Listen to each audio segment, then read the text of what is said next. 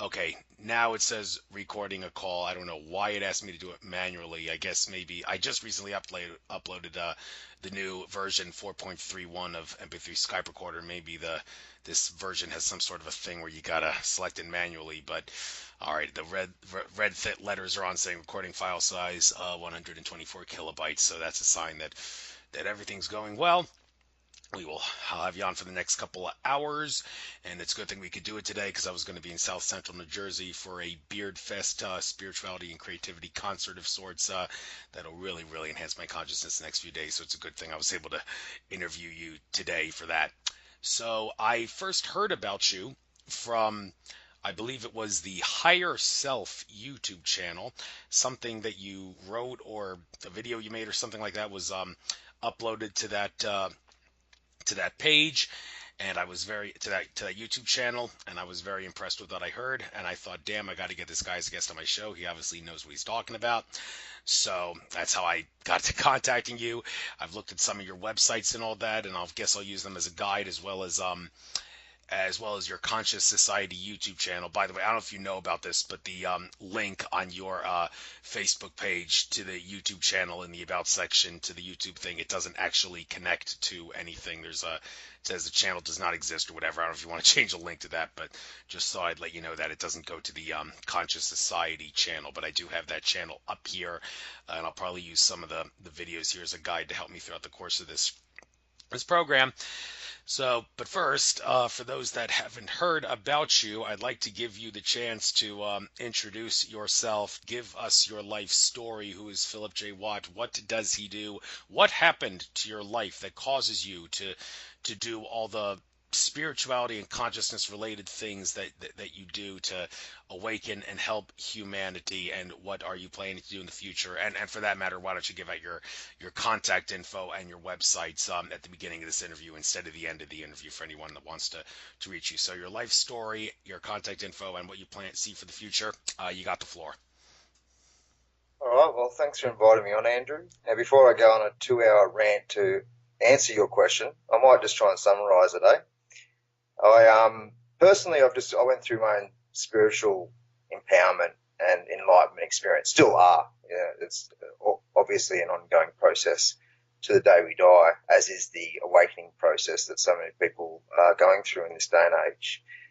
And when I was young, I noticed a sort of connection between the internal and the external realms, and it didn't match what mainstream science and the mainstream narrative was saying about how reality works. So I thought I was a little bit crazy, and I at least had to go on a journey to rationalize whether or not I was crazy or not. And as it turns out, I am a little bit crazy. That's great. I like to embrace my uh, sort of individual sovereignty and how I perceive and co-create in this world. But I certainly went through the rabbit hole of quantum physics and other quantum sciences and parapsychology and just standard psychology as well, to understand how the mind can have an impact on the body and everything else at large as well.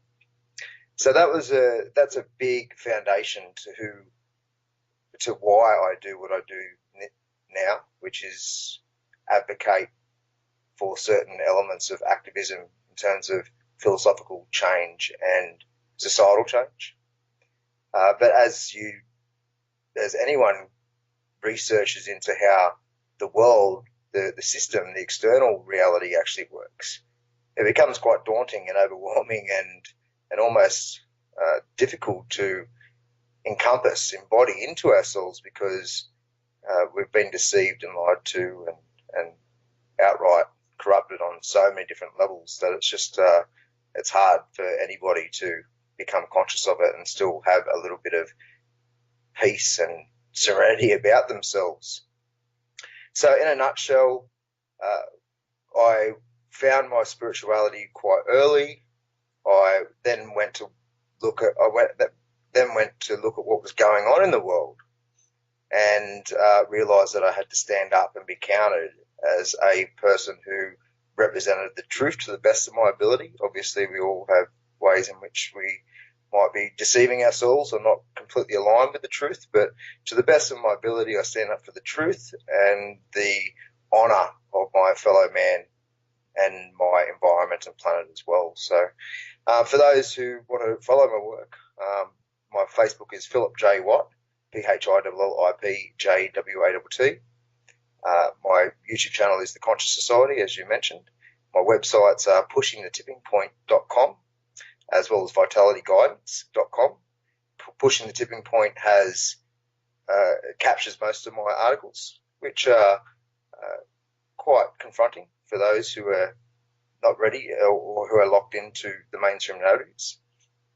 And my Vitality Guidance website captures a lot of personal development and spirituality type articles, and that's where I host information for those wanting a little bit of help or at least written guidance for how to change and transform the self, as well as those who might want some one-on-one lifestyle coaching as well.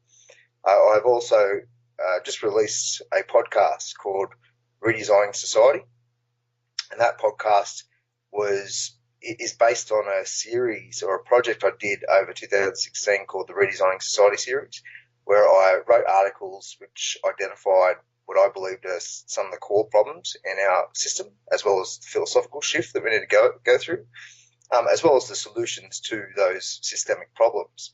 And that includes interviewing some really high-profile, amazingly powerful and empowered people who I believe are some of the real leaders in our current era around permaculture and food and quantum physics, and there's a whole gamut of stuff in terms of information to help empower society to and better equip them to create the change that we do need it as we try and attempt to create a future characterized by justice, honor, integrity, truth, love, and all those beautiful values that makes humanity so bloody special. So that includes guests like Greg Braden and Steve Keen and Rupert Sheldrake and Dean Radin, Jeff Lawton. There's conspiracy stuff with Greg Carwood from Highside Chats, Max Egan.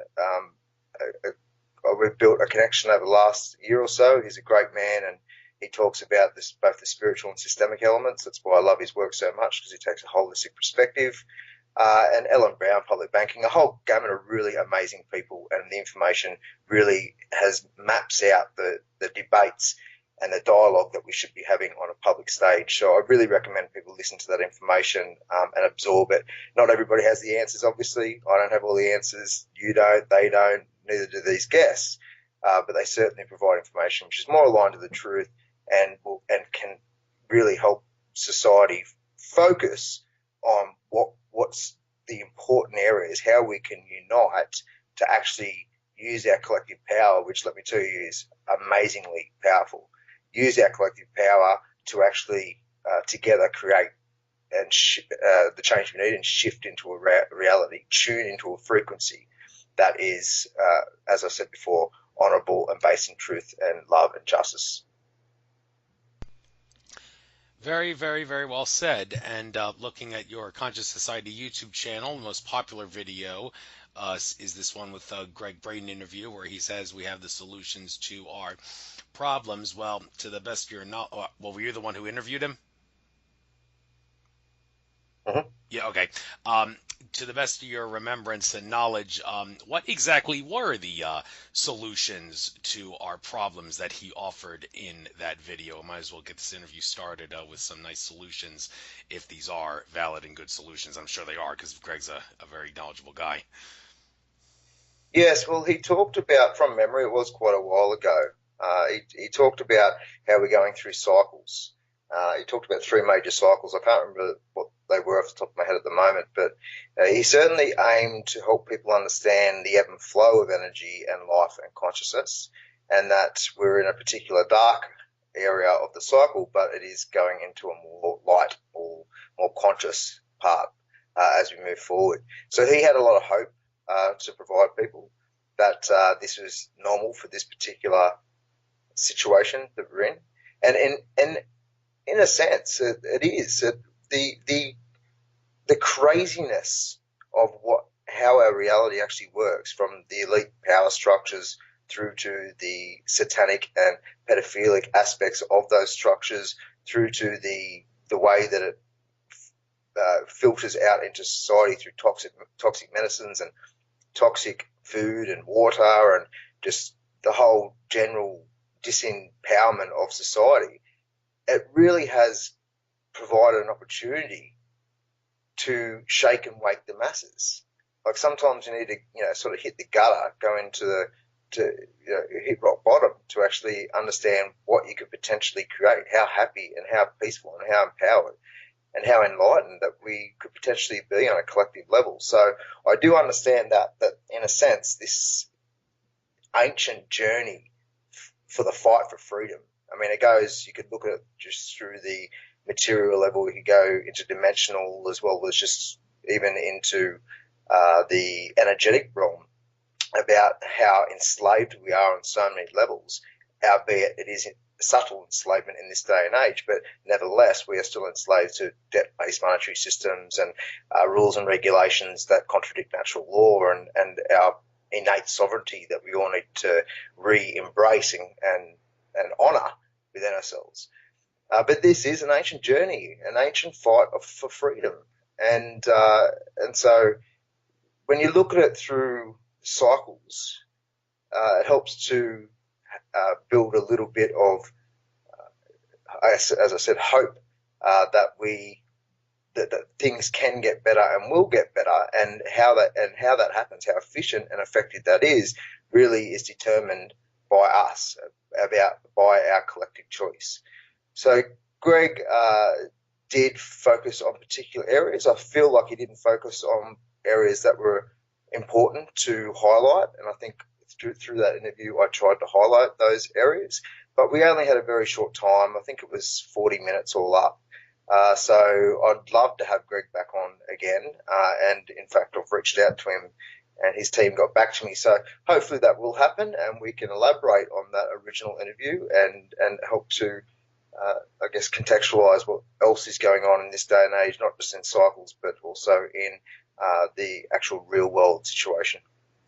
Yes, I've reached out to Greg too. Never, he hasn't gotten back to me though. I saw him at a conference in Philly last year. That was a conference to remember. I loved his presentation. But moving on, let's kill two birds with one stone here.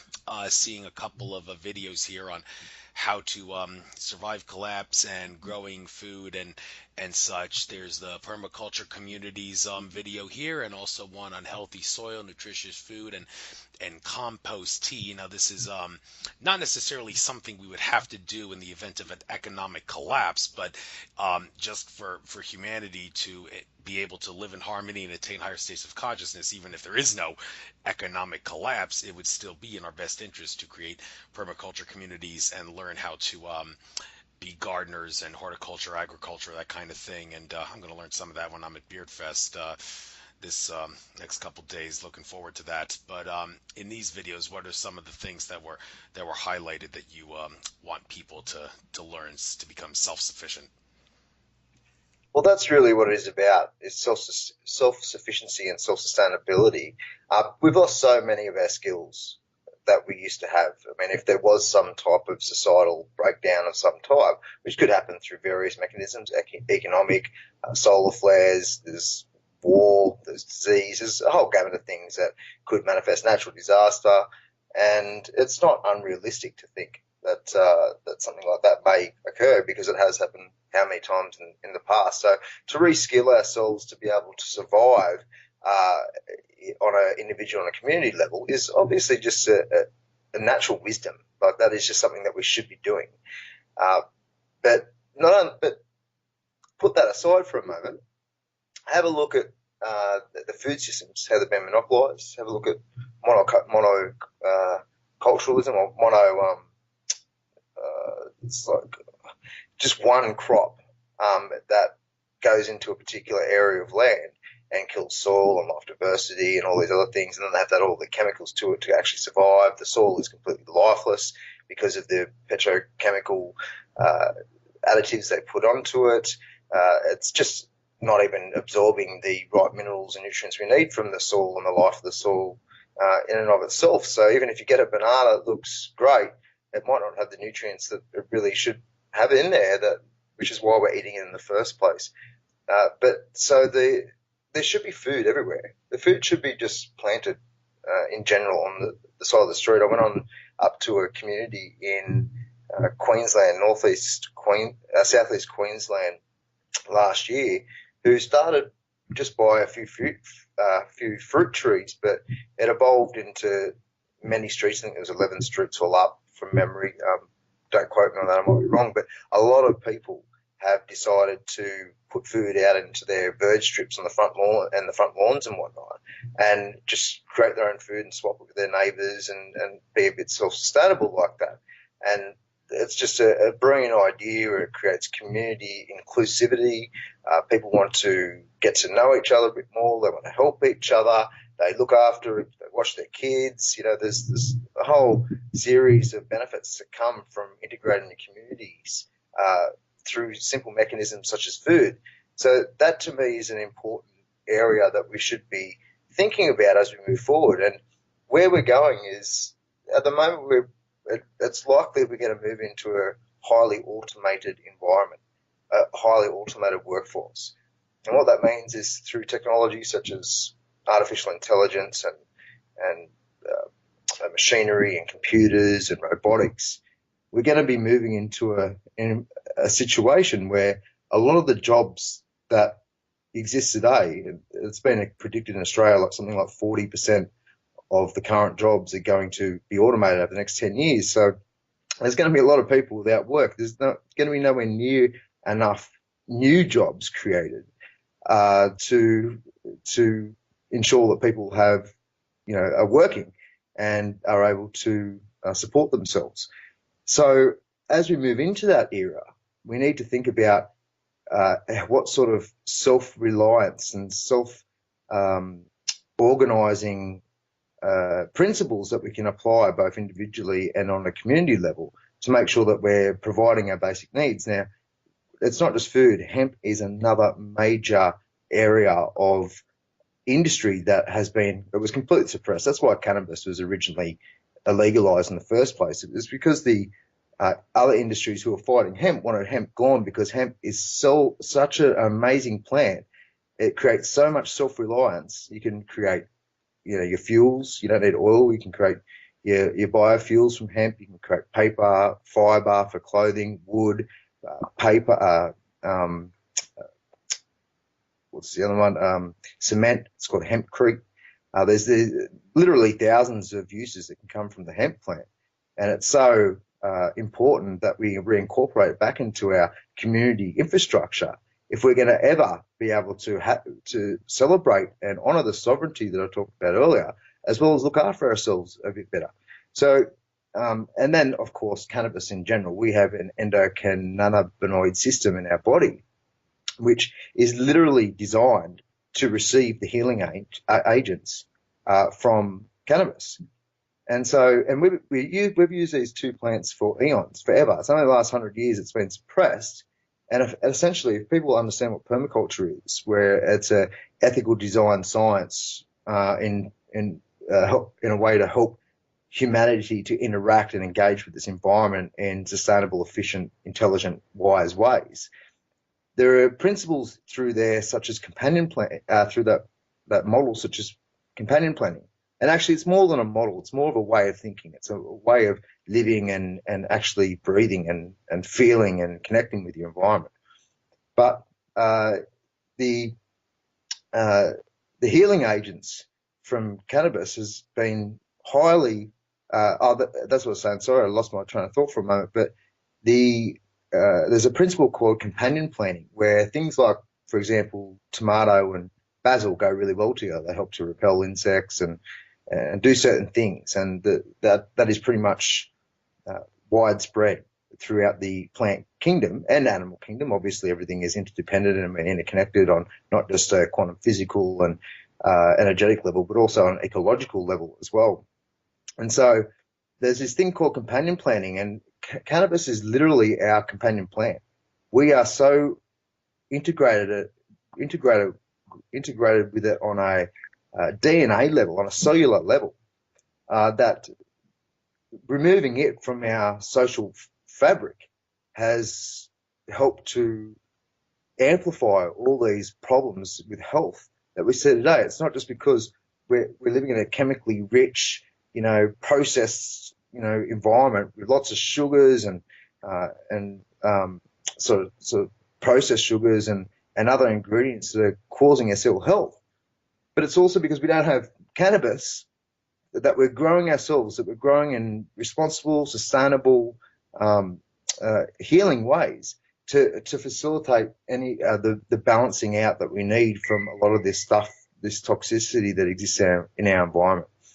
So I know that's a bit of an elaborate or a bit of a tangent for when it comes to permaculture and food, but the major point is that if we're going to be moving into an area where we're a space for humanity, where we're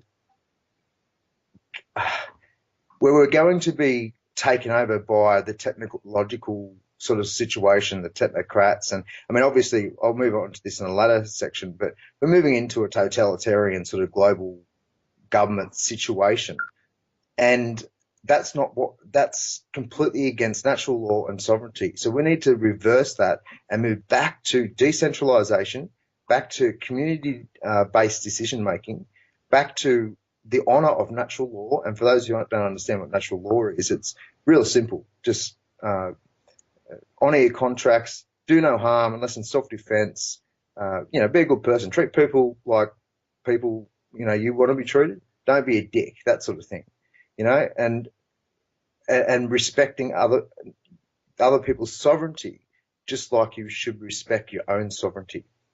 And that means that all law in this day and age needs to be put back on the table for debate and comparison to natural law. And does it contradict it? If it does, we need to move into a re-empowerment, re-education process for society, because let's face it, there is a lot of ignorance and pain-based behavior and a lot of brainwashing and disconnection and hatred and jealousy and lots of poor values and behaviors that are generated from this consumerist / materialist culture that we have today.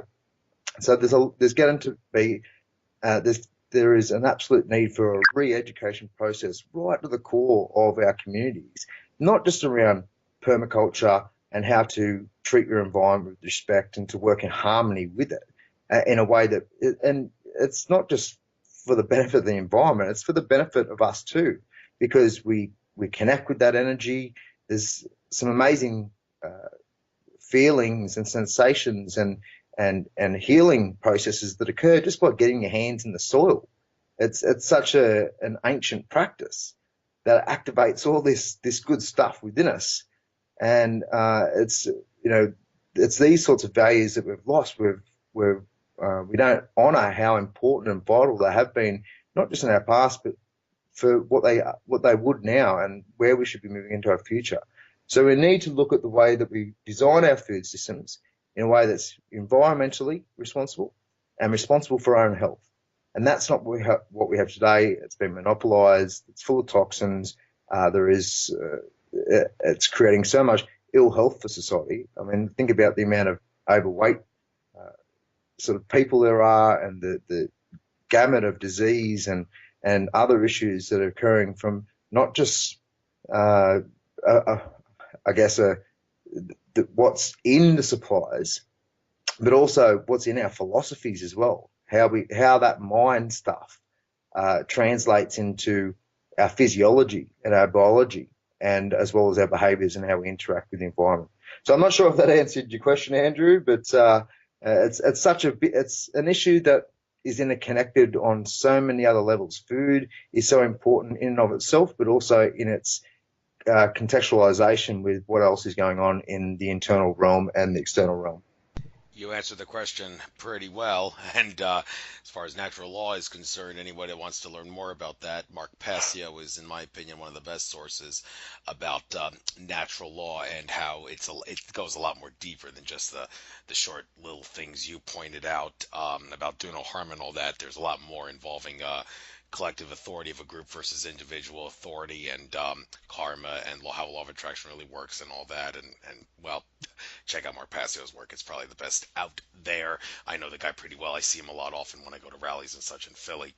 So, moving on to one of the other videos here, education reform. Now, this is a controversial issue because while there's no question that the public school system and the non-public school system for that matter is in many ways flawed, there seems to be controversy as to, okay, well, once we fix the system, how are kids supposed to be educated, or does it make sense to educate them? I mean, people like David Icke have said children should be going out into nature and playing with each other. Well, are you sure? I mean, if is a classroom setting really that bad? I mean, simply sending your kids out and playing with each other. I mean, there are some things that's some facts in life that's not useless garbage that they teach you in the public school system that's definitely worthwhile to learn. And if kids are out playing all the time, they're not going to be able to learn that stuff.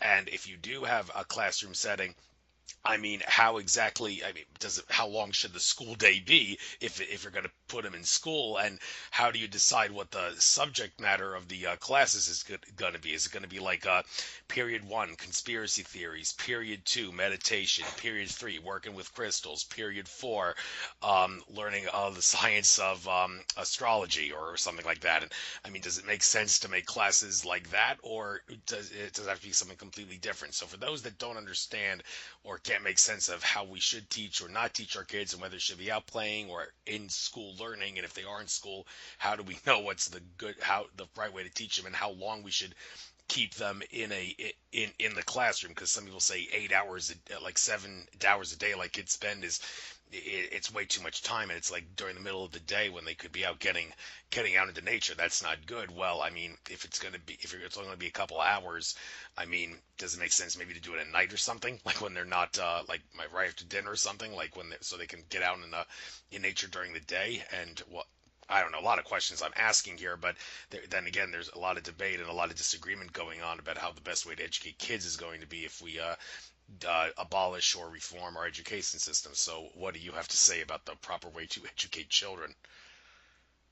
Yeah, well, first, just a comment on Mark Passio's work. I do agree he's got hours and hours of lectures and information to absorb about natural law and other important and vital areas of discussion in society. So I do support your recommendation for people to get to go and research what he is about. Now, education. Look, I would say that it's a balance, right? So it's not just about uh, getting kids out into nature. It's also sort of helping them to connect with huge areas of self-discovery and health. I think that needs to be one of the most important philosophies that underlies any education process, is one that helps children to connect with themselves, their strengths and weaknesses, their skills, their areas where they could reskill, upskill, and just what it means to be themselves, independent of everybody else. But then what it means to be themselves in a connection with everybody else. So at the moment we have a left brain sort of dominant education system where it's focused on listen and regurgitate, repeat. And that creates good little minions of the system who, especially if the information they're being given is maintaining and expanding the status quo. And what we need to do is have, a meme that goes around regularly about it is kids that can think for themselves. They're taught how to think, not what to think.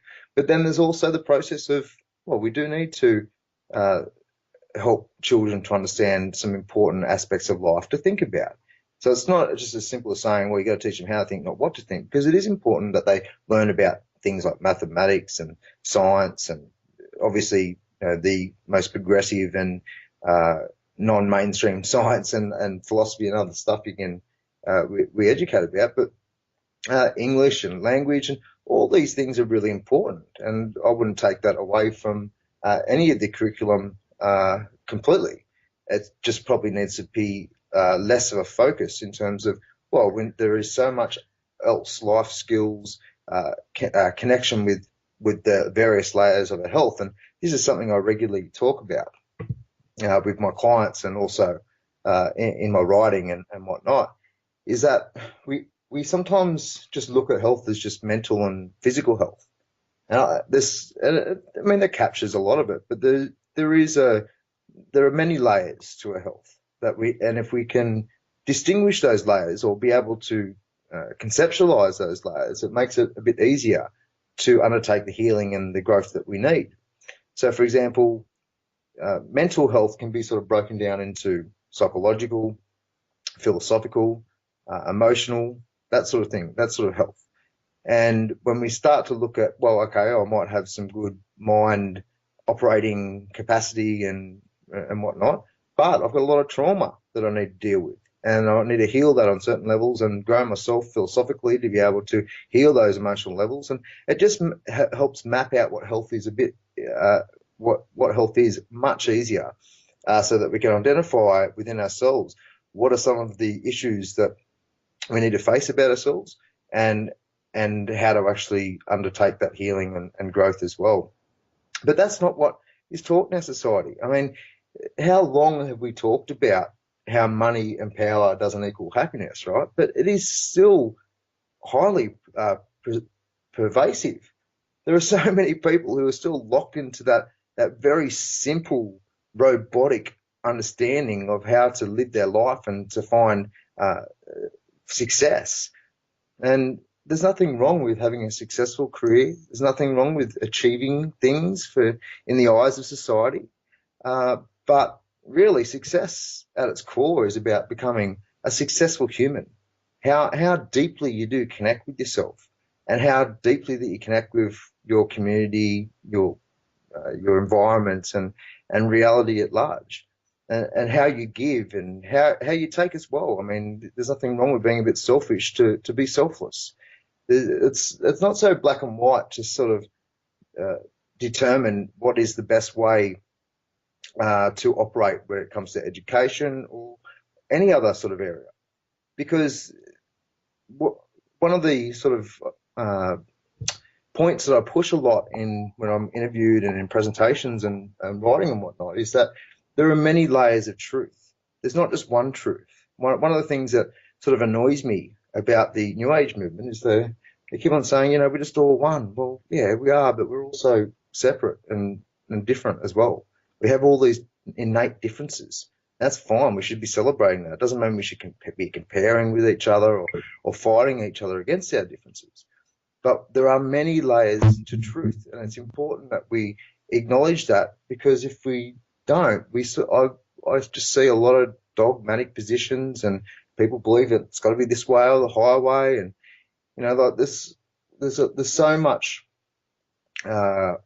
opportunity for growth and consciousness expansion once you realize, even in some of the greatest convictions that we have, that we could maybe not completely transform that belief, but at least evolve it, at least evolve the conceptual apparatus in a way that makes us more empowered and more enlightened and more prepared to become the newer version of ourselves. So, yeah, again, I've gone on a bit of a tangent, but education really is a holistic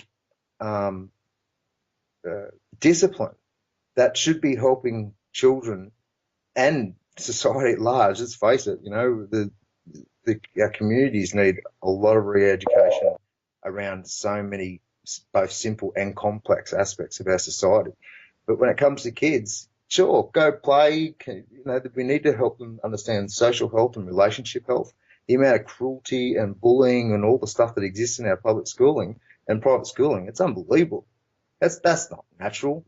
I mean, sure, there's a natural aspect of, energetic strength and almost like a pecking order. There is some layer of truth to that, but it's also true that we are compassionate and we without the cooperation that we've had with each other, we wouldn't have even got anywhere near where we are today. We wouldn't be here without cooperation.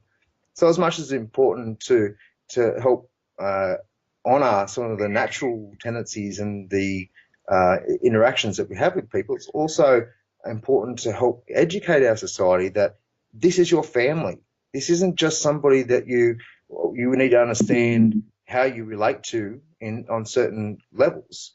It's also your family, and together you can create something amazing together. So, uh, like, this is one of the things that sort of irritates me as well about the so-called Truth and Freedom Network, and that is that people get stuck in their own little box, and everyone wants to be right. Everyone wants to have the solutions to resolve it all. And I think we've all got important uh, information that we can all provide. And maybe I've got something a little bit more refined than another person, but together we can learn a lot, and we can, if we open our belief systems in a way uh, that can help us to unite a bit better. We the amount of power we would have to actually put aside whatever differences we think we have and come to some sort of, I don't know, basic agreements about what's important as we move forward. The amount of power that would have on expanding the collective consciousness, because it would represent to the masses and the institutions and the political spectrum and all the rest of it, what is valuable to us and why it's important that our voice is heard. And that would help so many more people sort of begin the waking up process. At the moment, people understand that conspiracies are very, very, very real. Even those who are highly indoctrinated understand that there's corruption and certain things in politics and elsewhere. But if we represented something amazingly simple but powerful, such as we value love and we care about the creation of a society that has justice embedded into its very core. I mean, very few people are going to argue against that unless you're uh, sort of profiting from the. If you're just a person that is so selfish that you don't care about your community, your fellow man. But yeah, so there's. I think I've gone a little bit off track again there, Andrew. But there's just so much to this that it's just. Uh, you know, we really get to a stage where we've got to go, right, I'm not better than anybody else. I have maybe a certain level of development when it comes to my intellect or my compassion or whatever it may be, just as other people are developmentally at their levels in all those layers of health and elsewhere.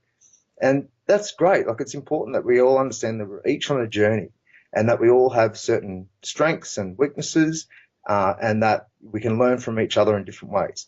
But at the end of the day, if that gets in the way of us uniting in a way to really drive forth this process of moving into sovereignty and decentralization and the respect of the decision making of the individual and the community, then if we don't really, that's our goal at the moment. That's pretty much where we've got to go. Otherwise, we're going to move greater into centralization, further into the control matrix, and further into having our power and rights stripped away from us.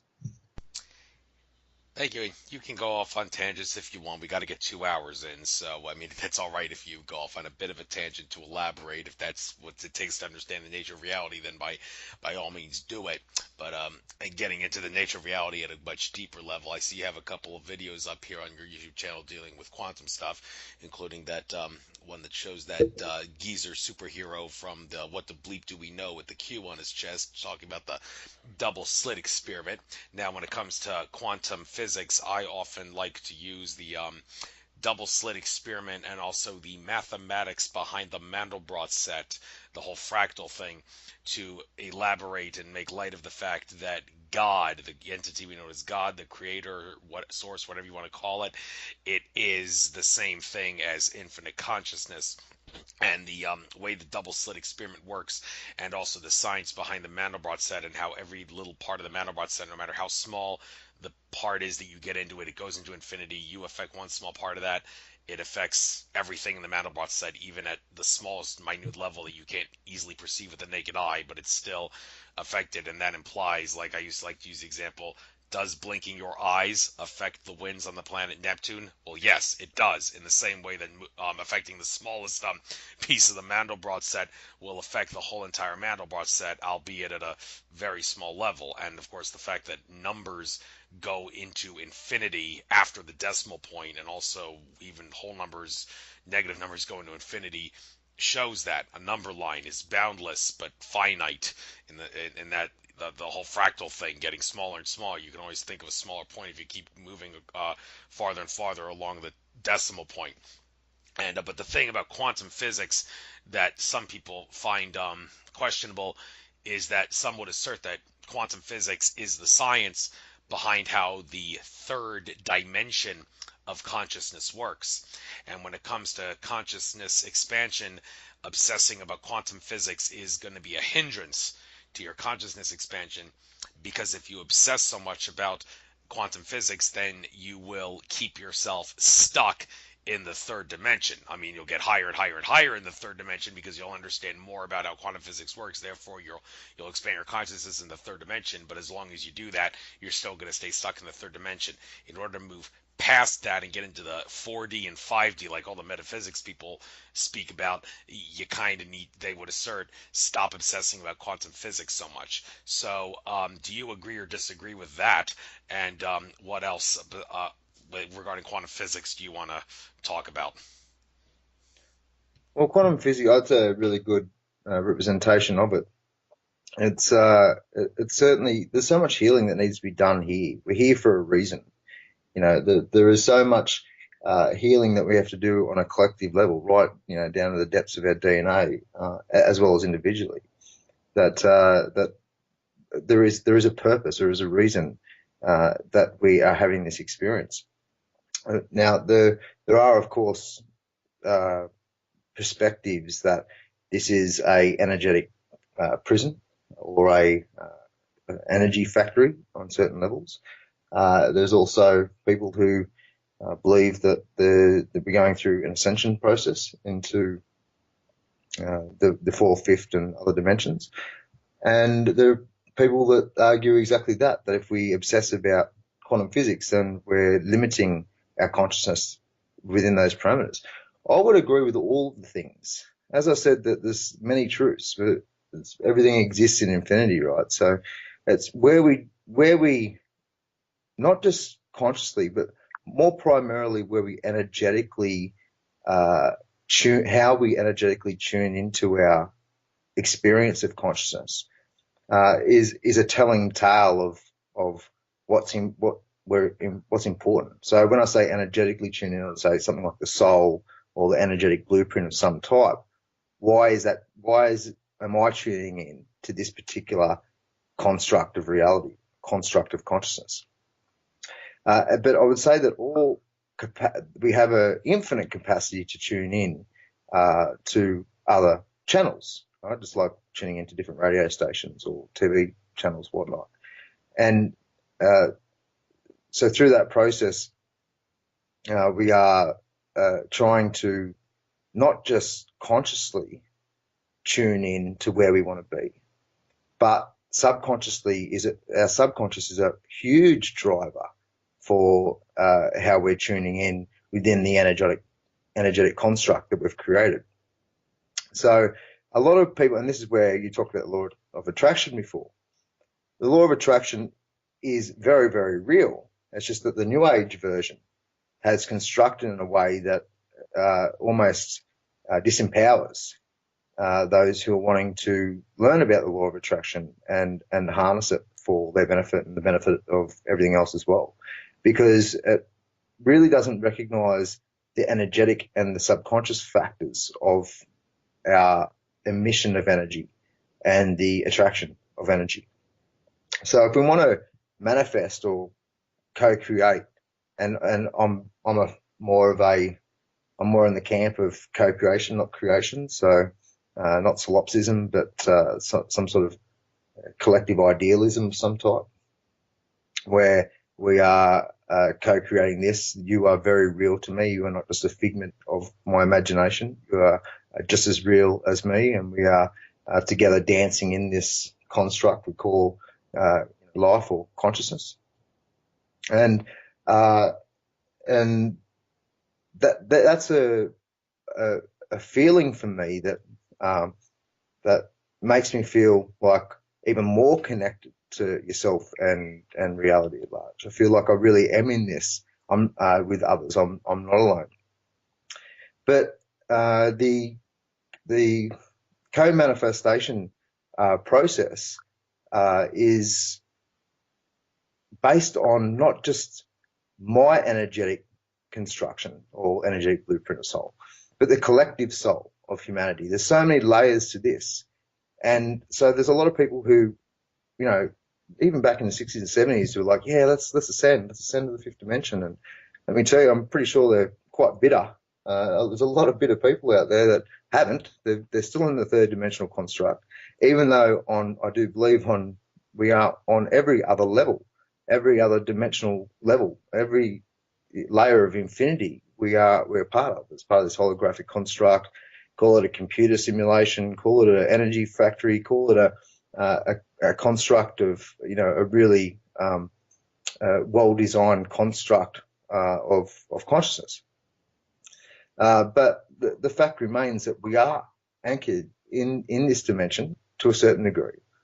And until will we ascend to some fifth dimensional reality where the third dimensional experience isn't the basis for it? Well, it's certainly a potential. I wouldn't rule anything out. Is it has it happened for people? Yeah, maybe you could say that there are ascended masters, and a lot of people do believe that stuff. Personally, I work more with information and concepts. I do not like to work with sort of what we'd call self-aware intelligences, because I don't know if I'm being tricked or not. There's a lot of intuition. We rely a lot on intuition for a lot of this stuff. But let's face it, we all have different intuitions around how this stuff works.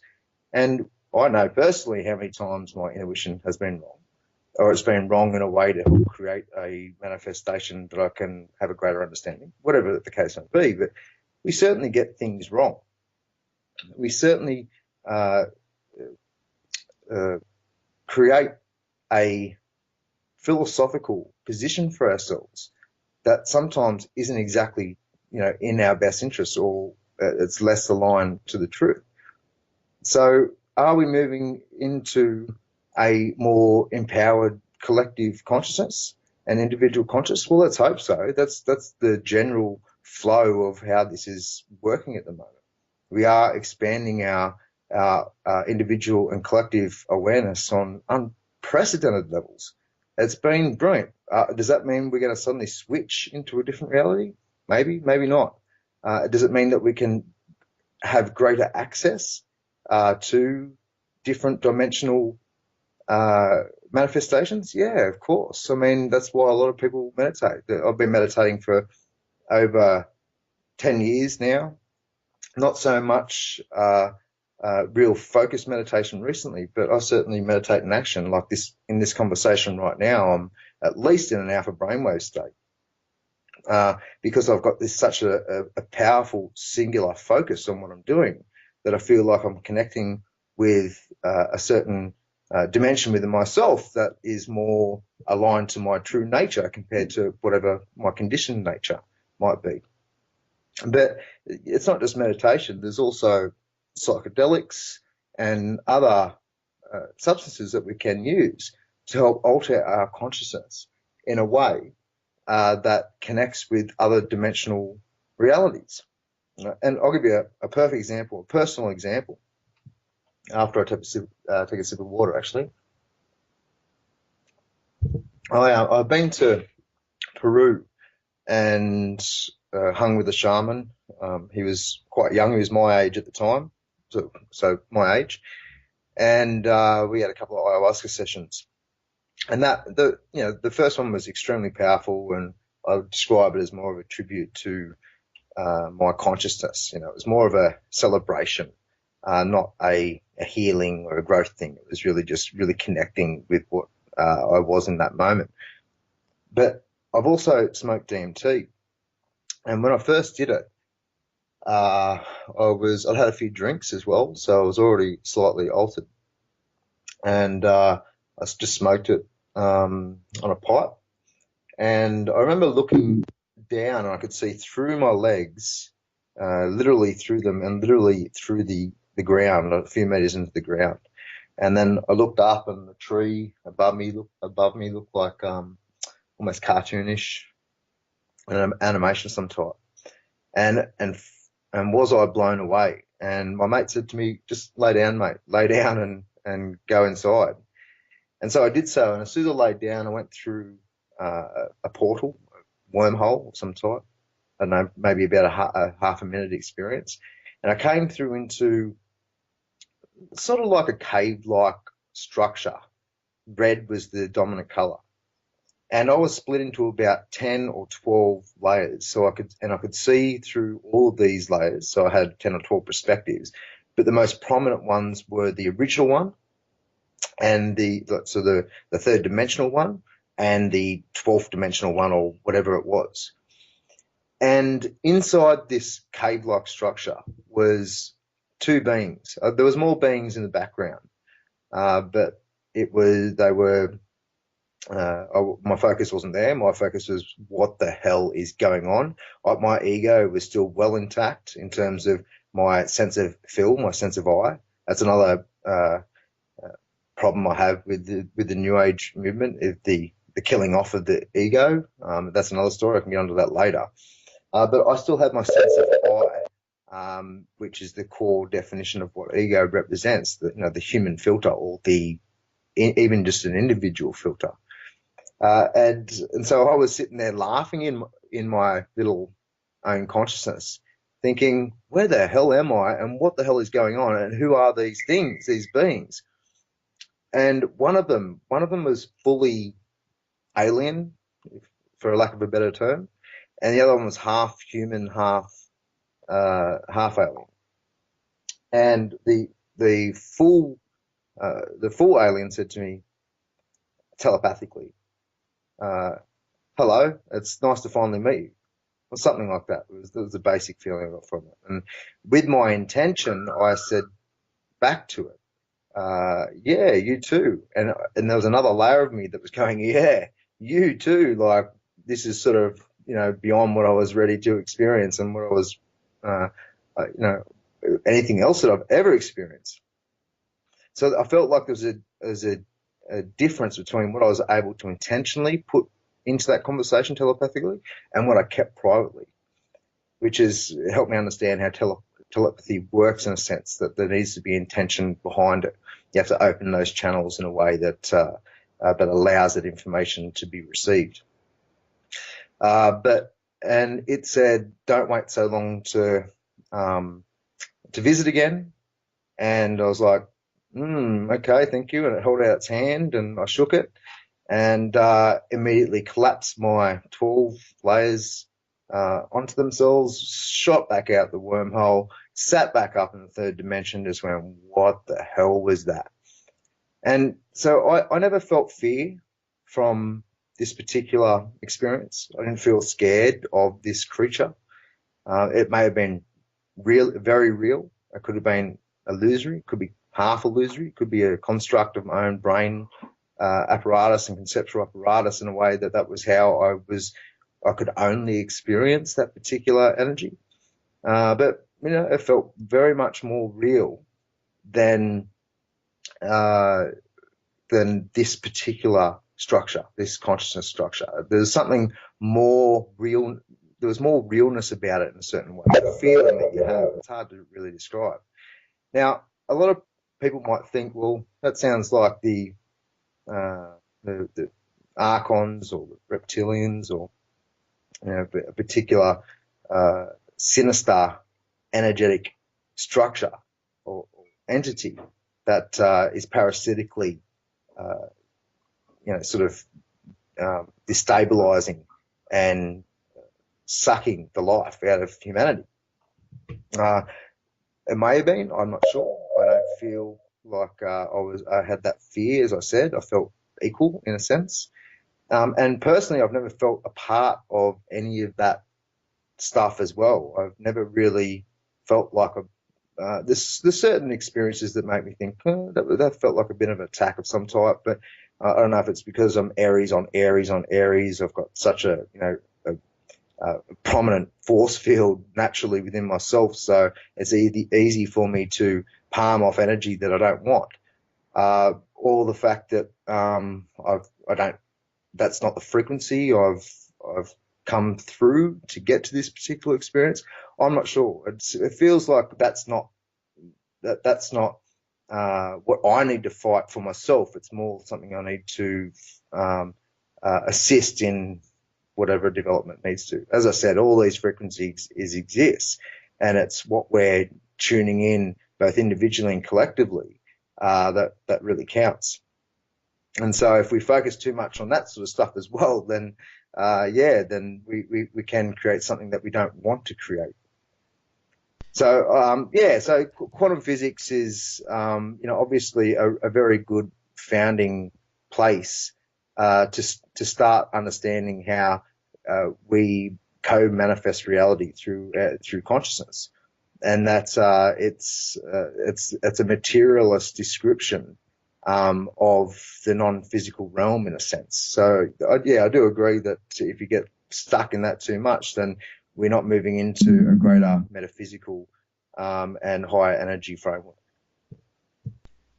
Fair enough, I think. And since you mentioned the whole thing about collective consciousness and such, I want to talk about that for a moment because there seems to be a little controversy behind whether or not collective consciousness can have a negative effect on you.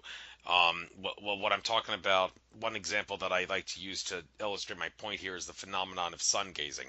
I'm a very active sun gazer, and I believe it's done me well.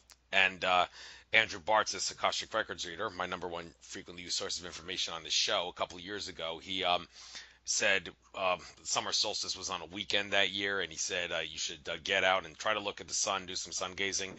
He said you literally look at the sun, the system tells you go blind, but that's a lie. The electromagnetic energy bypasses the physical and goes to your brain to neutralize every bad thing in your body to make everything better in your body. And he was asked by Daniel Lin, the interviewer, um, is there a set time when you should sun gaze? I was expecting him to say only the first hour of sunrise and the last hour of sunset, because that's when the UV index is 0. But he didn't say that. He said sun gazing begins whenever you get up. If you go to bed early, it can begin at sunrise. If you're a night owl who sleeps in, it can begin at 2 in the afternoon or solar noon or whatever. So that flies in the face of the notion that you have to do it during the first hour of sunrise and last hour of sunset, because according to him, it's safe anytime. Well, fair enough, maybe that's true, but there's kind of one big problem. And the big problem is that so many people on planet Earth have been suckered into believing that sun gazing or looking at the sun is going to cause damage to you. Even my mother, who's an ophthalmologist, and believe me, she's given me a lot of grief for sun gazing. I'm not going to get into that, but yeah, she refuses to believe that sun gazing is not harmful. And a lot. The problem is the documentary "Eat the Sun." I don't know if you saw it, but in that documentary, HRM, Harriet Monic, among other things, he was caught eating. But that's not important. The important thing is that his protege was did got his eyes examined, and he found that there was in fact damage to his eye, which kind of flies in the face of what Andrew Bartz has asserted. And one could ask, well, what caused the damage to the eye? Was it the sun? Well, maybe not. What I'm suggesting is maybe he was surrounded by tons and tons of people who were concerned about him and thought that by looking at the sun, he's going to cause damage to his eye. And all those people, and not just the people around him, but all the people on planet Earth, caused what I could best describe as a collective consciousness placebo effect, whereby everybody believing that the sun would cause damage to his eyes did in fact cause damage to his eyes, even though looking at the sun is not supposed to be harmful. And if you think that sounds crazy, well, I should point out that there was a woman at a conference that I went to who talked about how she always worried about her kids every time winter came around. She was worried, oh my God, my kids might get the flu and I'm going to have to take care of them. What am I going to do? And she stressed out about that. And every single winter, her kids got the flu. But then when she learned about the law of attraction and realized that you create your own reality because we're all infinite consciousness, she decided, okay, I'm going to stop thinking that. I'm going to envision my kids being healthy in the winter. And lo and behold, her kids stopped getting the flu in the winter. And I'm thinking, okay, well, maybe that suggests that, yeah, people that do worry about other people hurting their eyes by sun gazing will inadvertently cause a collective consciousness placebo effect to make their eyes get damaged.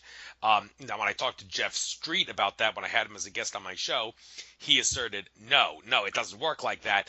The only way that that could cause damage to your eyes is if you believe that it would cause damage to your eyes. If everybody telling you you're going to cause damage, you're going to cause damage. If they suckered you into believing that lie, then yes, you're going to have damage. And he said that that mother who gave her kids the flu every winter, she probably stressed out in front of her kids so much that they were concerned themselves that they would get the flu, which caused it to manifest. Now, okay, there's one problem with what Jeff Street says. You ever heard of voodoo? Yes, the science of voodoo, and also putting curses on people. Yeah, that's not a fake science. That's a real phenomenon. Brad Johnson, who channels the Drones, he talked about how you can put a curse or a hex on people. And if you have the ability to do a curse or a hex on someone, or do the science of voodoo on someone using a doll like the witch doctors do, well, that says that no, even if someone does not believe that, believe a false belief that they're going to suffer or have pain, then well, even if they don't believe that and they think, well, there's no such thing as voodoo, there's no such thing as as curses, well, maybe they're still going to suffer from voodoo or curse because the witch doctor or whoever is extremely powerful and very in tune with their curse making and voodoo abilities, that they can overpower the person's belief system and cause them to like do whatever the doll does or suffer from the curse, or if you know what I mean. So obviously I'm throwing all this out because there's a lot of agree to disagree, a lot of contradictions going on here. Can collective consciousness cause a negative placebo effect in the way I suggested with sun gazing and voodoo and curses, or is what Jeff Street says true? Do you have to believe that that can happen in order for everyone else's collective consciousness false beliefs to affect you? Well, to me, it's just common or uncommon sense that, of course, the collective consciousness is having a placebo effect or an influential manifesting effect on our individual experience. And it goes further than collective consciousness. It goes right down up into the higher frequencies of this particular dimension and beyond. And that is, a solid argument as to why we might be stuck in this particular construct right now. Because we've been trained. The conditioning of the collective consciousness is to manifest this particular reality. But I mean, as I mentioned before, because I'm an Aries and on Aries, and it's there's a natural ability for me to be, let's just call it selfish or self-centered, which I really try to to manage and evolve in a way that incorporates selflessness and benefits everything, in a somewhat equal fashion, I guess. But it has really helped me to not have to deal with an influx of that sort of stuff. So maybe that's just each individual has their own personal frequency, which is maybe more susceptible to being influenced by the voodoo, the spell master, or collective consciousness itself.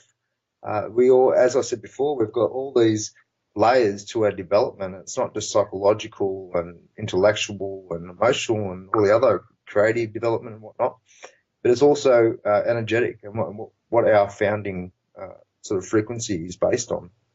So I think, again, it's one of those sort of situations where it's sort of all true, like, yeah, you have to believe it in a sense, but then also on another layer, if you are open or susceptible to that influence, then you most likely will be. But look, what you've described there is a fantastic analysis of how we are interconnected with the consciousness of our, you know, on this planet. It's amazing that we do have the power of to create with our minds, but not only are we doing that on that individual scale, but we're working in the context of this collective energy as well. So that's why, you know, you might be really keen to manifest something that might be beneficial to yourself or to others or whatnot, but it won't happen because of all these other layers of frequencies that we're coexisting and co-interacting with. So yeah, like to put it simply, yes, we are influenced. It's not just through collective consciousness; it's all these other layers as well. And we have to, what I've found through my experience is to be determined and to empower myself the best of my ability to create what I believe is the best future for myself and this situation.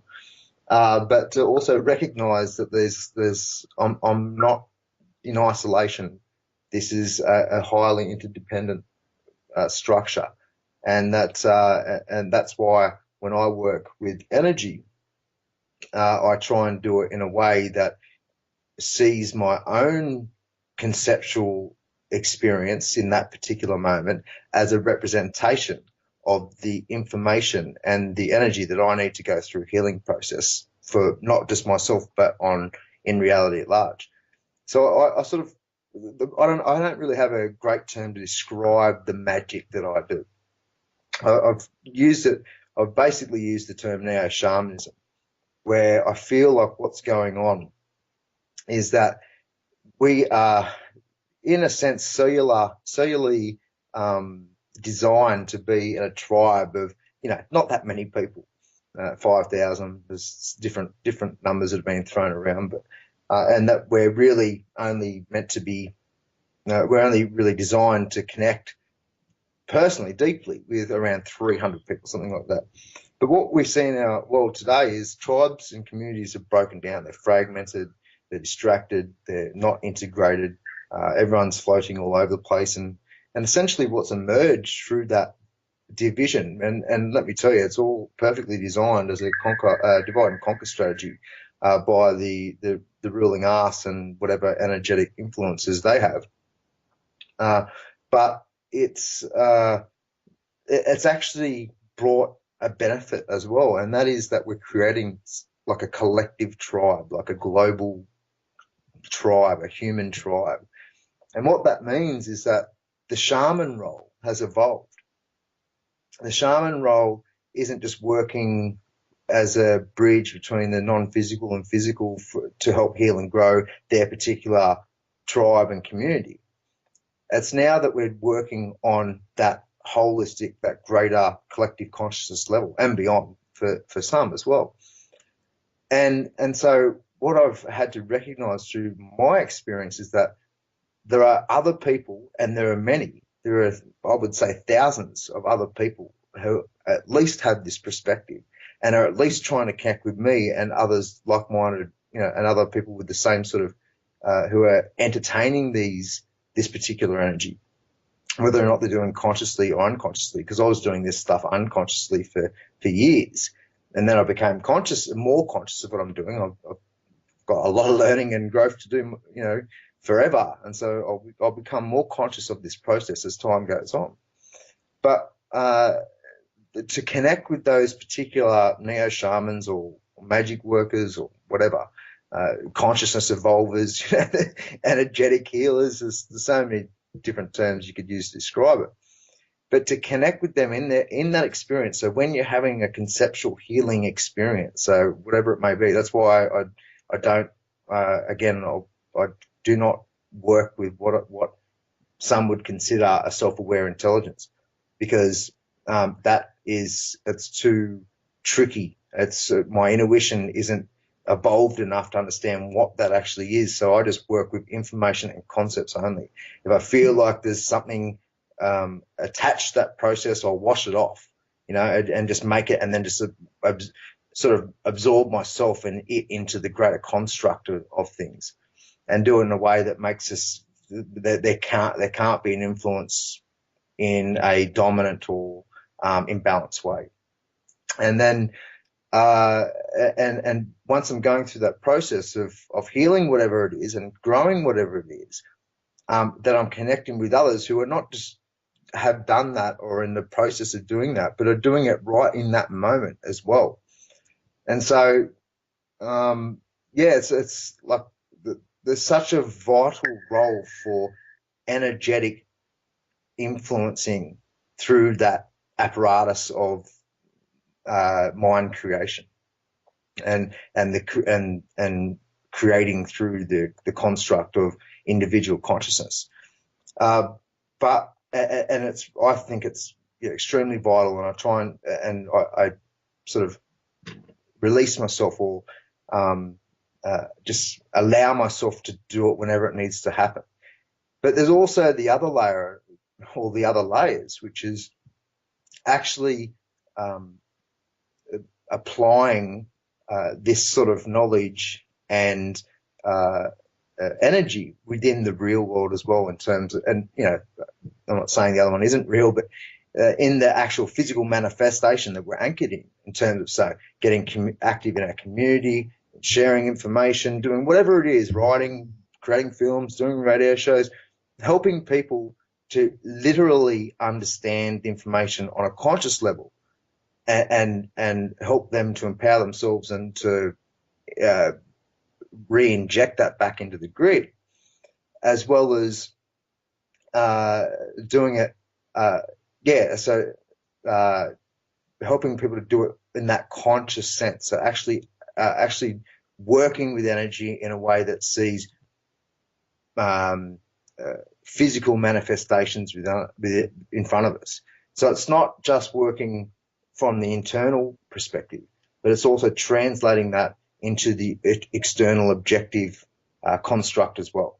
And as I said, I believe that all these layers exist. I don't believe that there's just, there is no inside and outside. On one level, that is true, but on another level, there is an inside and outside. So I've really tried through all this process, regardless of if it's thinking about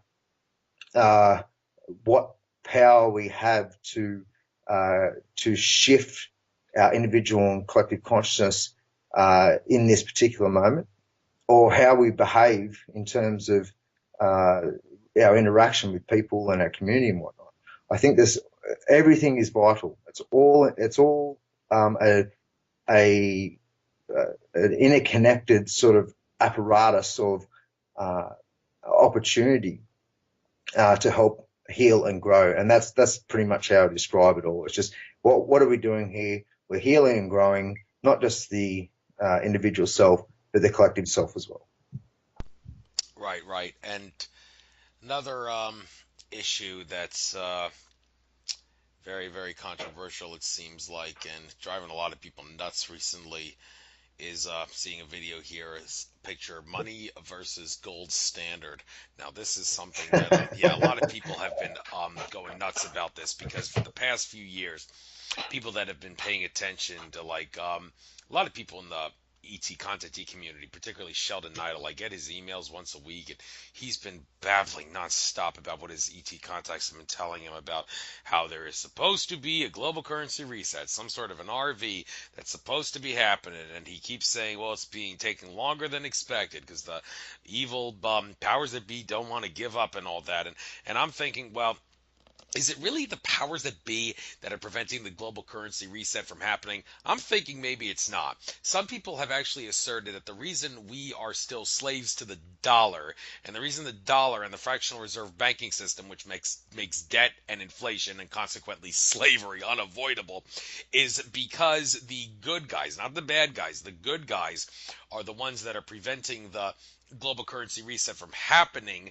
And the reason they're preventing the dollar from collapsing and the reset from happening is because they would believe it would be too much of a shock to the system, which humanity can't handle. They seem to think that America will end up like Venezuela and Zimbabwe if the dollar collapses, and so many people that aren't prepared for it are gonna suffer, and that's their excuse for trying to run this out in like a smooth, calm manner. But I'm thinking, well, does this mean I'm gonna have to wait till I'm a senior citizen before we finally get to the gold standard? In which case, it was a like a total waste of all these years and everything. I mean, I don't really want to have to go through that, and I'm someone like me, I can easily say, can we please just crash the damn dollar already and get to the gold standard? And because I've got $2,000 worth of storable food, I got a ham radio, I got water filters, I got fire making equipment, I got everything I need to ride out the storm in the event an economic collapse happens. And all those people out there who say, well, a lot of other people out there aren't prepared. Don't you sympathize with them?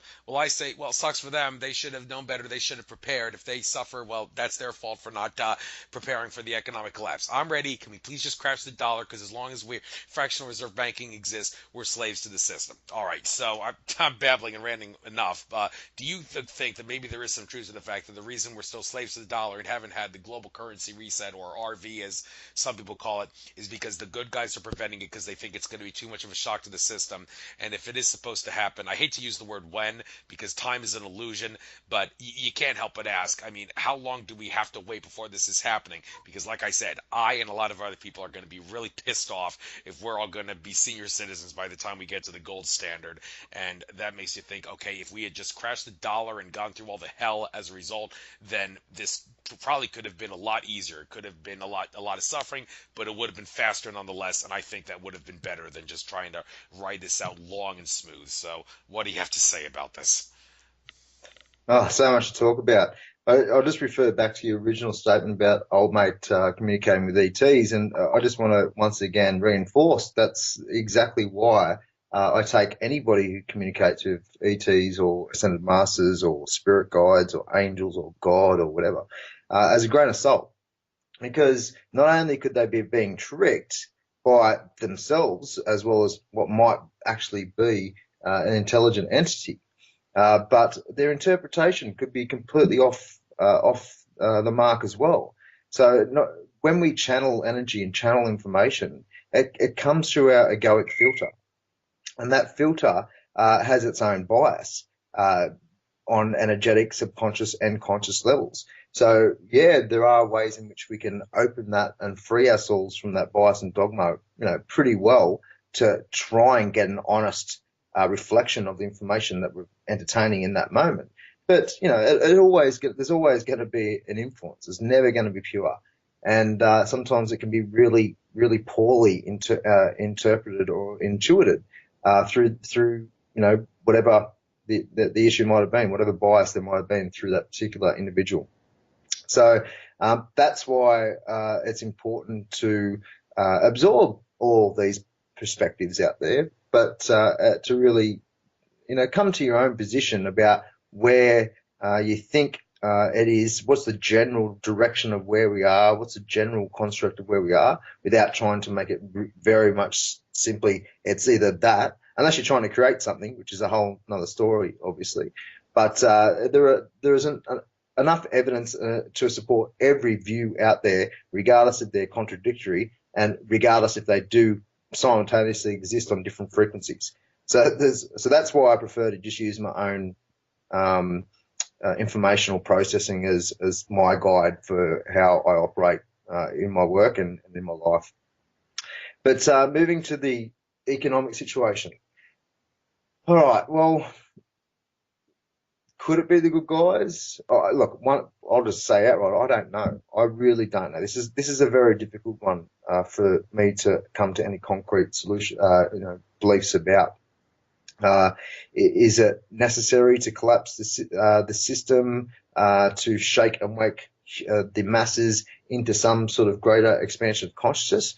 Maybe that we've been through a lot of suffering. We've been through a lot of hitting rock bottom in our past, and it has helped facilitate greater consciousness, as much as it might be still limited and whatnot.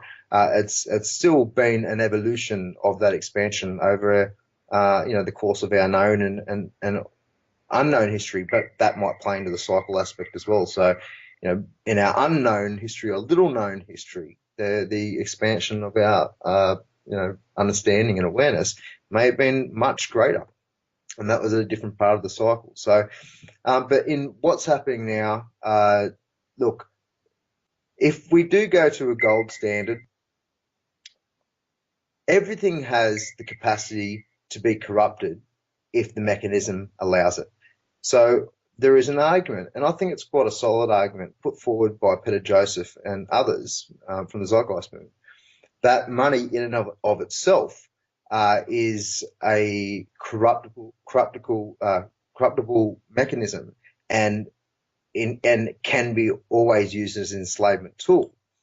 And I somewhat am sympathetic to that view, because once you have the situation of money, then you're always going to incite greed and excessive competition and monopolization and all these other factors that come with hoarding a particular thing. I'm more sympathetic to moving to an abundance-based social system or economy, a resource-based economy, such as that of Jacques Fresco, Peter Joseph, Michael Tellinger, which is into contributionism, where money is completely taken out of the situation. Maslow's hierarchy of needs are provided in abundance. So, food, shelter, clothing, all the things we need for effective health, medicine, all the rest of it. And we get on with being a species that celebrates creativity and innovation and really maximizes the efficiency of our not just societal and structural evolution, but our consciousness evolution as well. So that to me seems like a more evolved, enlightened way to design our system. Get rid of those mechanisms completely and move into a situation where we are celebrating some of the intangible stuff, the good stuff. And that creates in itself a philosophical shift in values about what's important, not money and power and greed and whatever, but cooperation and creation and innovation. And, if you want to be a rocket scientist, do it. You've got the training, there's the education, go do it. If you want to just be a musician, do it. You want to do both, do it. Freeing up humanity completely, because we will have the technological apparatus to do so in the very near future. But in the meantime, before that happens, that's more of an ideal, and I might be wrong about that. Maybe an anarcho-capitalist society is the right way to go. Maybe in the first instance, it's the best way to go, and then we might go into more of a moneyless society later. I really don't know. Again, it's somewhat guesswork, but as I said, I'm sympathetic to the excuse me, to the view that it can be used as an enslavement tool, and has and will always be do so. But yeah, in the meantime, gold standard. I mean, look at the rise of cryptocurrencies. Maybe that's a future. Maybe that's a design future by these elite structures. Maybe it's if you look at what the big banks have been doing with some of the cryptocurrencies, they're showing a lot of interest in it. They're sort of creating their own. Maybe they're going to buy out Bitcoin, and who knows what they could do. I really don't know the capacity for control that they've got within that cryptocurrency market, but I'm sure it is there, just like it has been with the fiat system and the precious metal system as well. Look, there are different. I watch different researchers who say that the good guys are that they want to crash the system. That they're in there actively trying to do so, so that we can at least undertake some of the healing that we need to go through before it gets. It's too out of control now, but before it gets even further out of control, where it's going to cause a lot of suffering for society. Maybe the good guys are really trying to extend this process so that we can at least have some of the infrastructure into place to ensure that the technological and robotic infrastructure, so that humanity doesn't get exposed to or subjected to the suffering that would happen if societal collapse happened today. Because if it did happen, we're talking like three-quarters, probably more of the population dead, especially if the electricity grid goes down, dead within a year or so. And that's a serious situation. Now, is that from a philosophical or energetic point of view necessary? Maybe. Maybe we do need a bit of a cleansing. Think about the re-education that society needs to go through. Think about it. Think about how, I mean, I know I had depression for over around a decade when I was a young adult, teenager and whatnot. And the healing that I had to go through for that, when I had the determination, the strength, the willpower, the courage, the commitment, the sacrifices that I made to go deep into my subconscious to heal my dysfunction was phenomenal. And so that is somebody that had the skills that I went to university and I've been working with people and families and kids for many years. And I had the capacity to do so. And that's in fact why I really went out to help people as well, because I went through that process of healing myself to the best of my ability. I don't think you can ever say that you're ever completely healed, but with that capacity, it still took me so many years to do it. So for those people who are still in deep trauma and deep psychological and philosophical dysfunction, it is going to take a long time to heal and develop that person back to some sort of balance. So that's why I'm a big advocate for ayahuasca and other psychotropics to be reincorporated into the fabric of society to do a lot of the healing that we need now. But then we don't have the shamans to help with that as well. What we've got is psychs, medically, establishment trained physicians who really don't have the capacity spiritually and metaphysically to help do the proper energetic healing that needs to occur. But do we need a cleanse? Maybe. I work in the context of not. Personally, the work that I do energetically is about having a bit of longevity and a bit of calmness to this transition. That's what I personally prefer. Am I wrong? Well, maybe. Who knows?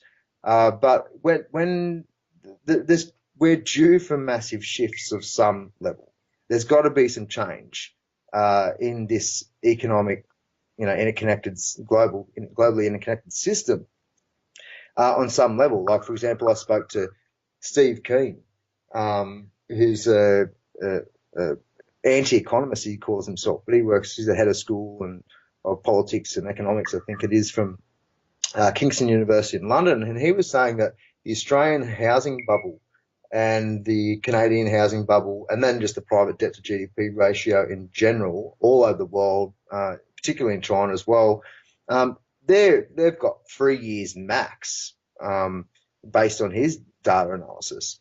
And he's somewhat mainstream. So that, there are a lot of people talking about the economic data of what's going on and how it's unsustainable. But another thing that interests me about this conversation is that the productivity of humanity at the moment, like people who are actually adding value to the economy, is suggested to be only around 20% by some researchers. I can't remember his name off the top of my head. I was reading David Grieber, that's right. And basically, this capitalist structure that we've got today is creating this unnecessary jobs, this unnecessary enslavement, when we could have really freed up our time and minimized work weeks a long, long time ago. But obviously, that's not what the ruling arse want. They want us so distracted about making money and surviving and our time away from our kids so that we can't educate them properly, and we are, fighting each other and our families and the rest of it because we're so stressed. And we could have made this a more utopian situation, and I'm not saying utopia, but more sensible, more rational, sane a long time ago, but we haven't, and that's purely by design. And that's why I think about, well, if our productivity in terms of the value adding that we're providing to the situation right now is at that is really that low, then why aren't we thinking about moving to a completely different paradigm, one that doesn't depend on this monetary sort of monetary system, because they've all failed, they've all collapsed at some point. So I don't know. I just see a more uh, a higher vibration of interaction in society than the one that we've always done, which is using money. Thank you. And looking at another video here, I see you have a picture of Trump. One is in a little bit of yellow color. The other one has him with devil's horns, and that is kind of going to cause people to ask a lot of questions as to whether or not Trump is on people's side or not.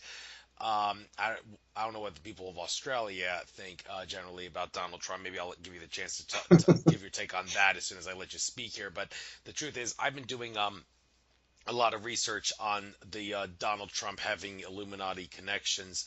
And well, here's the deal: the day after the election, David Icke did come up with a video where he said, "You guys did, I mean, America did dodge a big bullet by not electing Hillary. If Donald Trump and Hillary are both evil, then there's no question Hillary is the worst of the two evils. So that's a good thing. However, all these people in like the alternative media, like Alex Jones and whatnot, who are jumping on the Donald Trump bandwagon, David Icke says that's kind of a mistake. He asserts that I think it would be a big mistake to think Donald Trump is not an Illuminati insider. I mean, he thinks he is, and I mean, how can one would ask, how can someone of that great wealth not have any connections to the Illuminati? It seems absolutely ridiculous to think that he doesn't.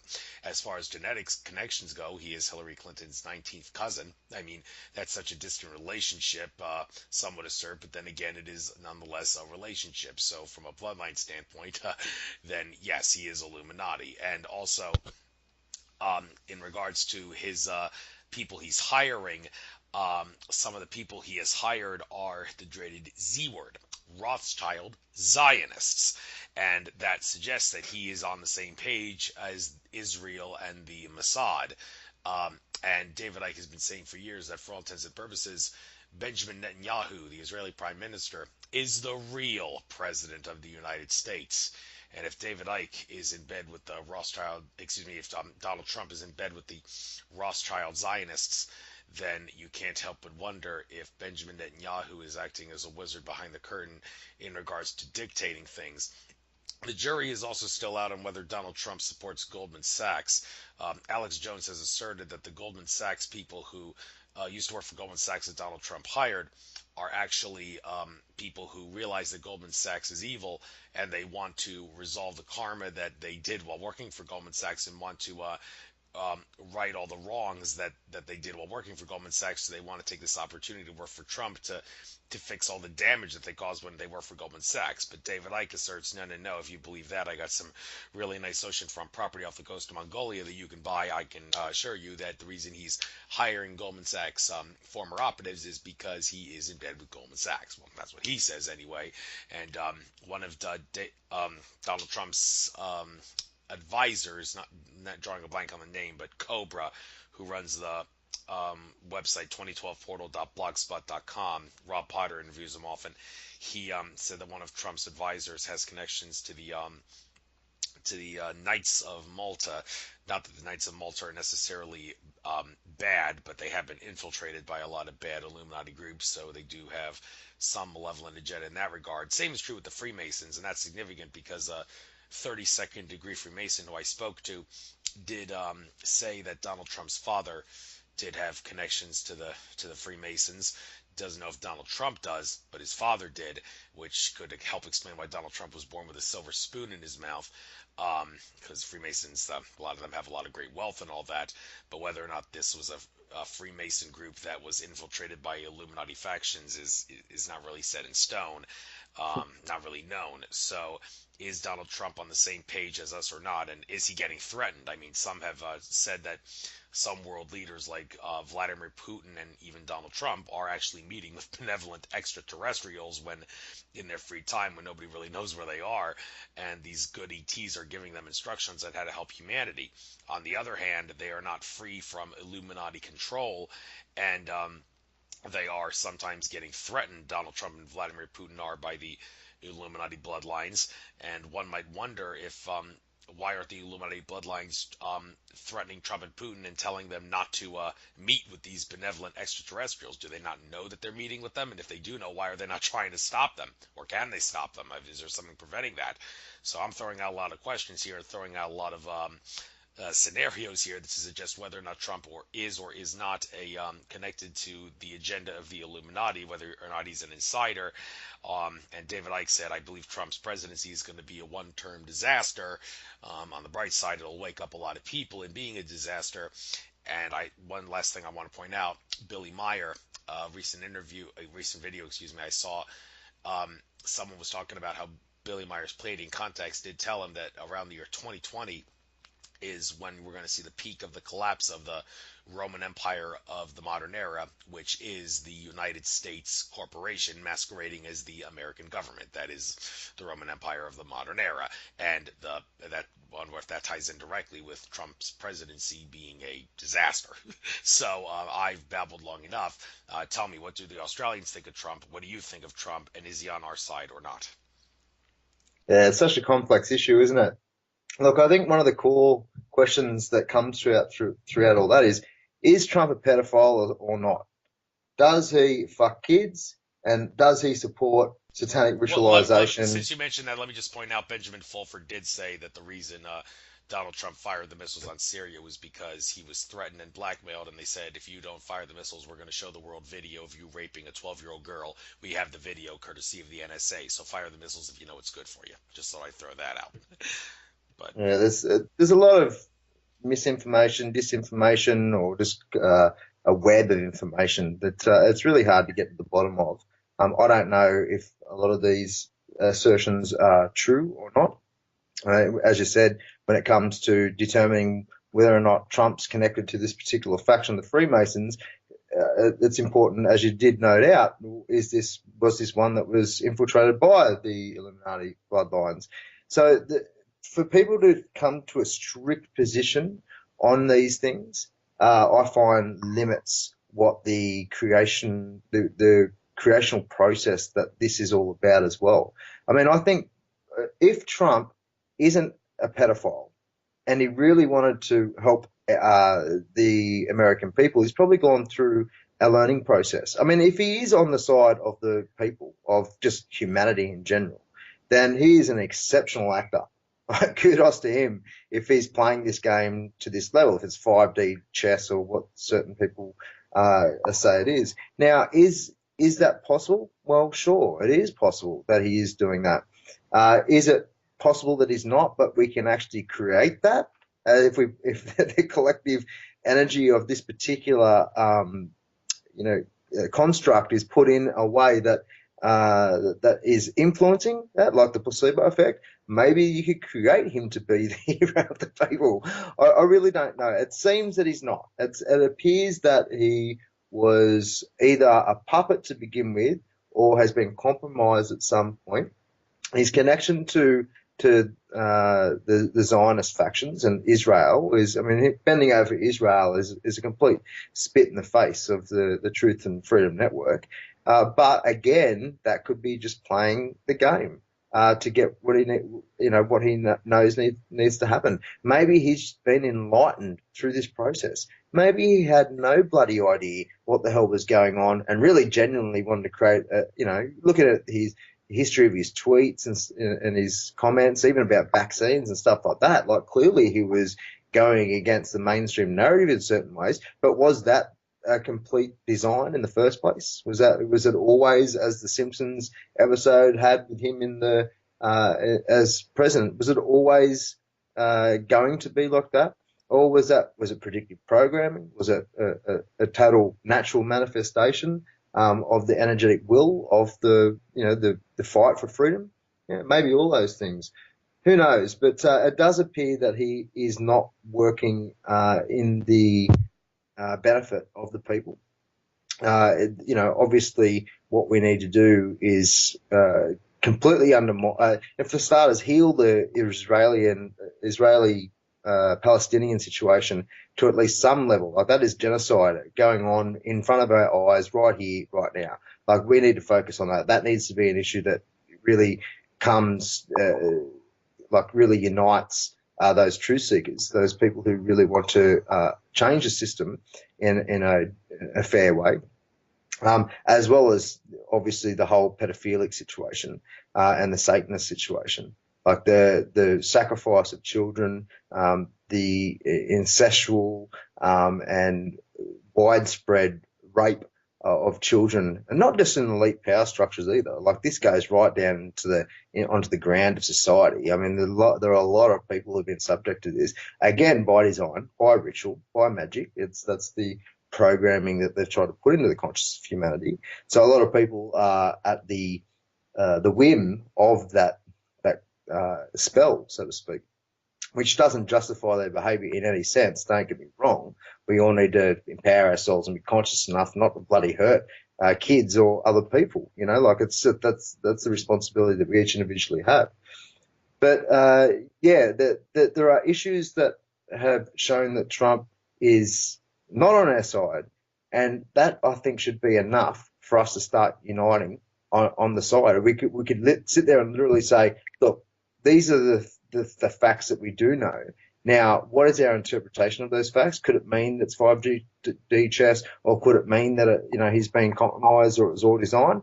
It could mean any one of those things. And if we disagree, at least on that fact, the fact that we don't really know, this is just all guesswork, and it's highly likely that this is just theatre and it's not real, and Trump is not doing it for our benefit, and Alex Jones and those sorts of supporters either are compromised themselves, or they are just ignorant and putting their energy into a dead end. That could be very well true. But as I mentioned before, we are not embracing an opportunity that we have right here, right now, and that is to come to some simple agreements on, some simple values, and as well as what our core areas of focus are in terms of the systemic changes that we need. If we do that, if we just put out into the ether through, some sort of basic, simple agreement, then that will help people who are on the outside of all this mess, who have no idea what the hell's going on, including those in the political structure. There are a lot of good people within the political spectrum that genuinely want to do a community service for their people, but they just really don't understand that it's just this left-right duopoly, this two-party tyranny that still works the same corporatocracy and oligarchy that is the core of this control system. So we need a mechanism to help people understand what this situation really is about, what we've got grief about. Why are there people who are advocating sovereignty? We're free, that's what a lot of people think. We're free, but they don't understand debt enslavement. They don't understand educational indoctrination. We need to help them understand that. So as much as Trump is or isn't a mechanism for supporting the people, and even if he consciously is not that, he's actively working against us, as Max Egan and I think you said David Icke mentioned, like, it's a really good catalyst for people to go, well, we need something different here. We need to have some sort of unification process. We need to, as Max wants to do, he wants to put down tools for one day a month, I think on the 15th of April. Put down tools and say, right, we're not going to participate in the system for one day each month. Do something to unite us in a way that actually shows to not just the masses, but this particular power pyramid, that we are not going to fall for this divide and conquer strategy anymore, which Trump is. Regardless if he's good or bad, They're using it as a great mechanism to further divide us, and it's done it very clearly within the independent media. Everyone believes they know the answers, and sometimes you're going to be right, and sometimes you're going to be wrong. But the point that we're still fighting about, like having an issue and like a division around these sorts of things, it's a representation of division in general. So that's why I believe it's really important to go, look, we don't know all the answers. Our intuition can sometimes be wrong. Sometimes we can just be completely wrong. But regardless, why don't we just look at, okay, the potentialities of the truth? Let's at least go, well, what are the potential options? Let's not come to any dogma about it. What are the potential options? And but what are some things we can agree on as well? And if we open a dialogue throughout the independent media and the Truth and Freedom Network, we open a dialogue about, well, what the fuck do we agree about? Like that, I think that's a pretty important process to undertake. So I don't care who does it, who's got the power to activate this discussion, but it really needs to happen. It needs to happen soon, because otherwise we're going further into this totalitarian centralized control system. So we have the power to enact some amazing change pretty bloody quickly, in my point of view. We've got some good numbers in this network, so to speak. And I just don't see us utilising that the way that we should do. But hey, maybe we will activate the intellect on this issue and provide a good framework for coming together and going, right, this is how we're going to this is what we're going to agree about, and this is what we want to represent to reality, all of its layers at large. Thank you. We got about 7, 8 minutes left. Maybe what time for one or two subjects. VitalityGuidance.com website, on the articles. Um, One of the articles here talking about astrology.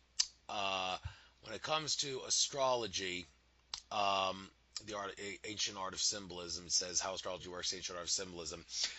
First of all, interested to know, do you use tropical Western astrology or sidereal astrology? And why do you think any one is more or less better than the other? And if so, why? And also, well, just your general take on astrology. Do you believe it's something to obsess about, or do you think maybe don't obsess about it? Maybe check your horoscope every day, but try to maybe live your life to the fullest and let the stars guide you, rather than obsessing about the nature of the stars all the time. Because if you try to obsess about it in huge detail, then you're going to lose touch with reality, and that's not a good thing. So, what do you have to say about astrology? Yeah, well, good question. I wrote that article at the very start of my writing journey. It was quite some time ago.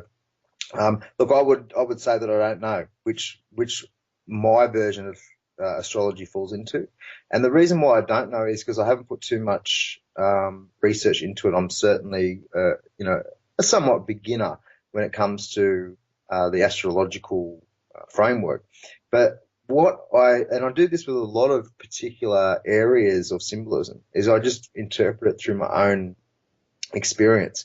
So why I think astrology, I mean, I don't look at my star signs or sun signs hardly at all.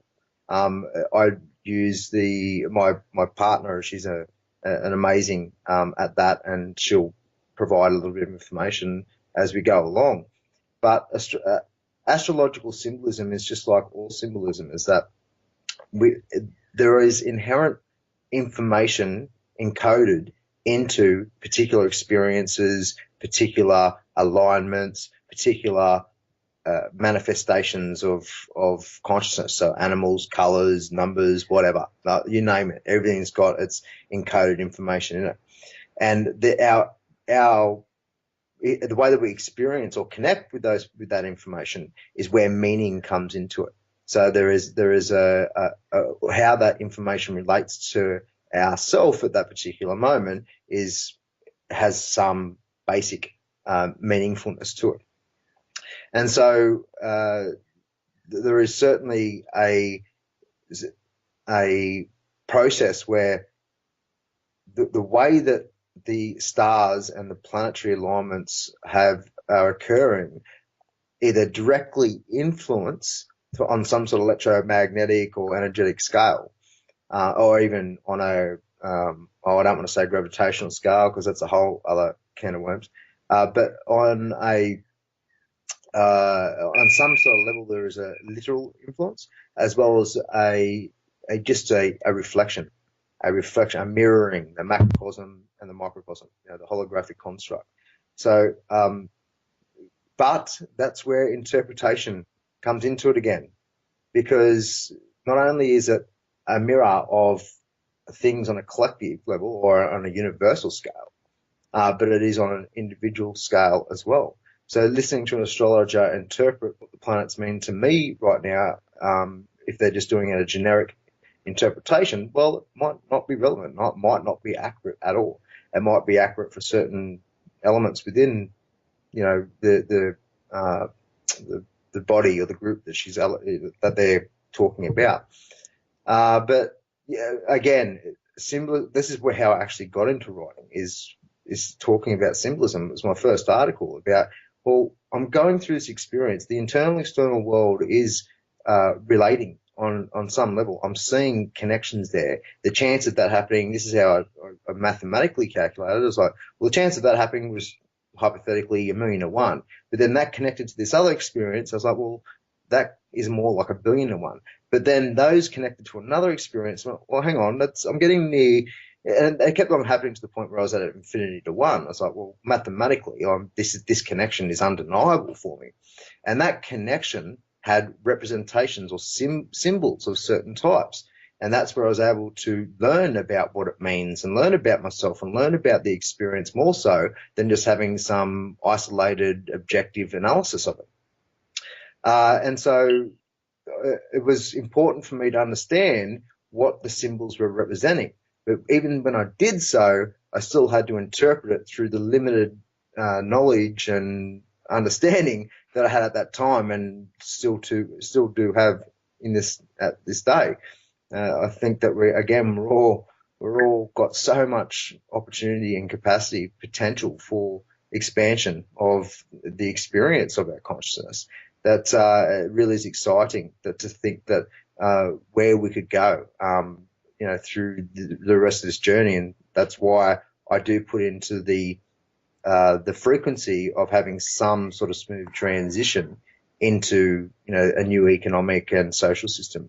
But hey, who knows? So when it comes to astrology, I think it is a powerful model for interpreting our interrelation with our solar system and what it's representing.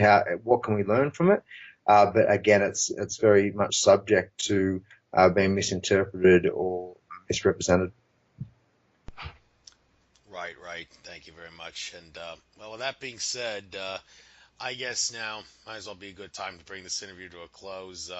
Loved having you on. We talked about many things. It was rather easy using your YouTube channel as a guide there throughout most of the interview to come up with subjects. So I'll make sure I probably won't be able to upload this to YouTube until after I get back from Beard Fest, which won't be until Saturday night or Sunday morning at the absolute earliest. But I promise I will. I'll probably post you a link to it on your Facebook page after I do that, and I'll make sure I spread it far and wide through social media and such to make sure people get this information out there. Probably want to go to bed like as soon as I hang up on you. Got to get lots of sleep to prepare for the big day tomorrow at Beard Fest. So I loved having you on. Sounds awesome. Yeah, it does. A lot of music, but it's more the creativity that I'm really into. That I'm going to be there, and the yoga and all that other stuff. So great having you on.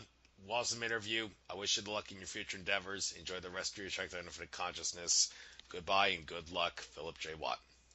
Take care. Thank you, mate. I really appreciate you having me on. Same here. And yeah, that was a very complex discussion. It's very hard to. I find it very difficult to write about a lot of the questions, information that we just discussed, because it's so complex to understand how we are involved in this co-creative process. So I do appreciate the questions, and I do appreciate that we're able to have such a complex discussion.